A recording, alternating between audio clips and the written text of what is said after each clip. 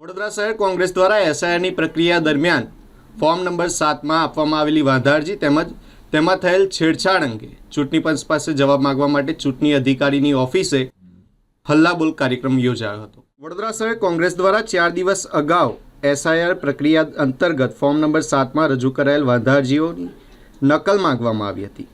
આ માંગ ચૂંટણી અધિકારી તથા વડોદરા જિલ્લા કલેક્ટર અનિલ ધામેલિયા સમક્ષ કરવામાં આવી હતી, પરંતુ નિર્ધારિત સમયગાળા બાદ પણ વાંધા અરજીઓની નકલ ન મળતા આજે વડોદરા શહેર કોંગ્રેસ દ્વારા વિધાનસભા વાઇઝ ચૂંટણી અધિકારીના કાર્યાલય ખાતે પહોંચીને સૂત્રોચ્ચાર સાથે વિરોધ પ્રદર્શન કરવામાં આવ્યું હતું। કોઠી વિસ્તારમાં આવેલી જૂની કલેક્ટર કચેરી ખાતે વડોદરા શહેર વિધાનસભાના ચૂંટણી અધિકારીની કચેરીએ કોંગ્રેસ કાર્યકરોએ ચૂંટણી અધિકારી વી.કે. સાબણ સમક્ષ ઉગ્ર રજૂઆત કરી હતી, જેના કારણે થોડા સમય માટે માહોલ તંગ બની ગયો હતો।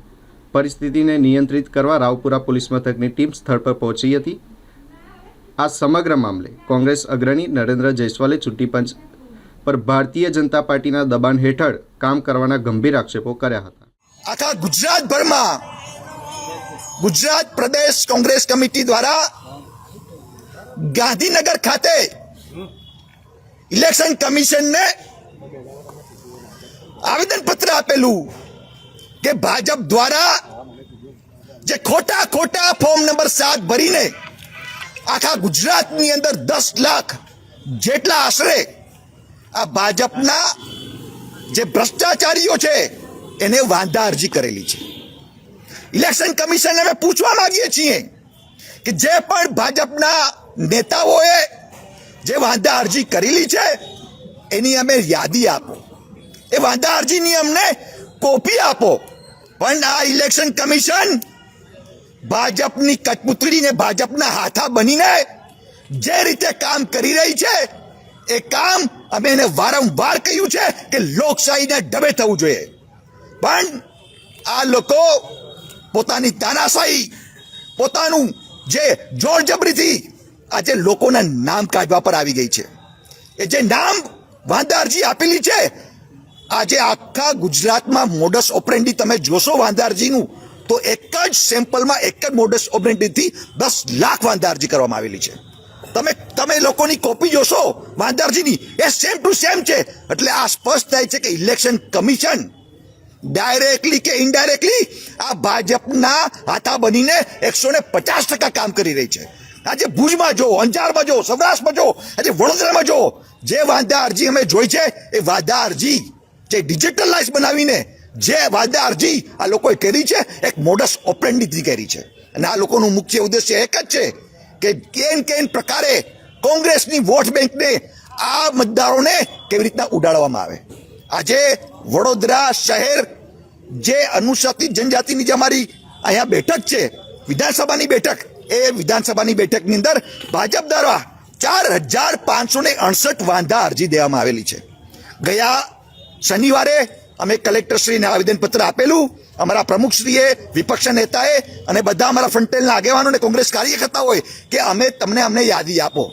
આજે 3 દિવસ થઈ ગયા, 4 દિવસ થયા, પણ હજી સુધી આ કલેક્ટર કચેરી ખાતેથી અમને કોઈ પણ જાતનો યાદી કે ફોર્મ વાંધા અરજી મળેલી નથી। એટલે આજે જે ઈઆરઓ છે વી.કે. સાંભળજીને અમે કહેવા આવ્યા છીએ કે આજે અમને ગમે એમ કરીને જે વાંધા અરજીની યાદી જોઈએ અને નહીં થાય તો અહીંયા અમે ધરણા પર બેસી જશું। જ્યાં સુધી યાદી નહીં મળે ત્યાં સુધી અમે ઉઠીશું નહીં। પછી અમારે જેલ ભરો આંદોલન કરવું પડે કે જે પણ કરશે તાનાશાહી અમે મંજૂર છે, પણ અમે જે લોકોના મતદારોને અમે આમાંથી વંચિત નહીં થવા દઈએ અને કોંગ્રેસ પક્ષ આના માટે લડશે, મરશે અને ડરશે નહીં, એવી હું આ ઇલેક્શન કમિશનના જે કઠપૂતળીઓને હું કહેવા માંગુ છું। વડોદરા શહેરમાં અમારા કોંગ્રેસ પ્રમુખ દ્વારા અમે બધે વાંધા અરજી રજૂ કરી છે કે જે ફોર્મ જે 7 છે આ લોકોએ જે એમાં વાંધાઓ રજૂ કર્યા છે એ વાંધાઓ અમે કલેક્ટર કચેરીમાં આવ્યા છે, એ જે વાંધાઓ આપ્યા છે એની અમે કોપી માગી રહ્યા છે, પણ એ લોકો અમને કોપી આપતા નથી। એટલે ફોર્મ 7ના નામે ભારતીય જનતા પાર્ટીએ આખા ગુજરાતની અંદર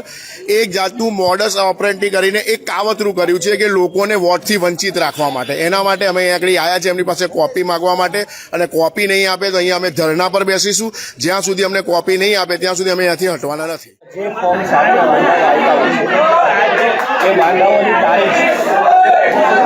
વાંધાઓની તારીખ એ વાંધાઓની તારીખ તમામ રેકોગ્નાઇઝ પોલિટિકલ પાર્ટીને આપવાની થતી અને એ નિયમ અનુસાર એ તમામ વાંધાઓની તારીખ તમામ રેકોગ્નાઇઝ પોલિટિકલ પાર્ટી XYZ એમને આપવાની હોય છે.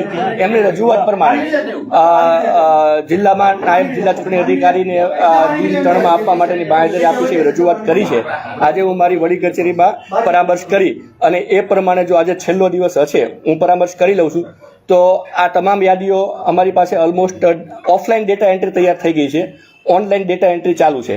એટલે ઓફલાઈન ડેટા એન્ટ્રીની જે તારીખ છે એ અમે આને આજે સાંજે 5 વાગ્યા સુધીમાં તમામ પોલિટિકલ પાર્ટીને આપી શકીએ છીએ. અને એ આપવા માટે કઈ તારીખ ડેડલાઇનની છે અને એ તારીખ પહેલા એ લોકોને એમની જે માંગણી છે વ્યાજબી રીતે સંતોષાશે? જનરલી દિન 7 પહેલા તો કોઈ પણ ફોર્મ આવે એના દિન 7 સુધી અમે કોઈ ડિસિઝન લઈ શકતા જ નથી. એ લોકિંગ પીરિયડ છે. એટલે એવો કોઈ સંભાવના જ નથી કે એમને વાંધાઓની કોપી મળ્યા વગર નિર્ણય થઈ જશે, એ શક્ય જ નથી. એટલે હજી તમામ નિર્ણયો પેન્ડિંગ છે. એ નિર્ણયો લેવાતા પહેલા એ જે વાંધાઓની તારીખ છે એ તમામ રેકોગ્નાઇઝ પોલિટિકલ પાર્ટી XYZ અને આપી દેવાની જોગવાઈ છે અને અમે આપી દઈશું. અત્યારે ઓફલાઈન આપી શકીએ એમ છીએ કેમ કે વિશાળ જથ્થામાં હોય છે અને પેરેલલ BLO અત્યારે ફિલ્ડમાં પણ કામગીરી કરી રહ્યા છે. એટલે એમના માટે અત્યારે ડેટા એન્ટ્રી પેરેલલ ચાલુ છે. પરંતુ જે રીતે તમામ પાર્ટીઓની માંગ છે એ પ્રમાણે ઓફલાઈન આજે સાંજે 5 વાગ્યા સુધીમાં અમે પૂરા પ્રયત્ન કરીશું કે ઓલમોસ્ટ ડન થઈ ગઈ છે એ અમે એમના માધ્યમથી ઓફલાઈન પૂરી પાડી દઈશું. કલેક્ટર સાહેબે આદેશ કરેલો 3 દિવસની અંદર આપવાનો છે એવું કંઈક વાત એમની રજૂઆત છે એટલે હું એ જ કહું છું કે આજે મારા જિલ્લા કક્ષાએ ડેપ્યુટી DO જે નાયબ જિલ્લા ચૂંટણી અધિકારી હોય છે એમના સાથે પરામર્શ કરી લઉં છું અને એના પરામર્શમાં એવું હશે કે મારા આજે સાંજે 5 વાગ્યા સુધીમાં આપી દેવાની સૂચના હશે તો ડેફિનેટલી હું 2-5 કામ બહુ વિશાળ જથ્થાનું છે છતાં પણ 5-6 કર્મચારીઓ એક્સ્ટ્રા બેસાડીને યાદી તૈયારી કરાવી અને પ્રયત્ન કરીશું, અમે પૂરા પ્રયત્ન કરીશું કે આજે સાંજે 5 વાગે પહેલા આપી દઈએ.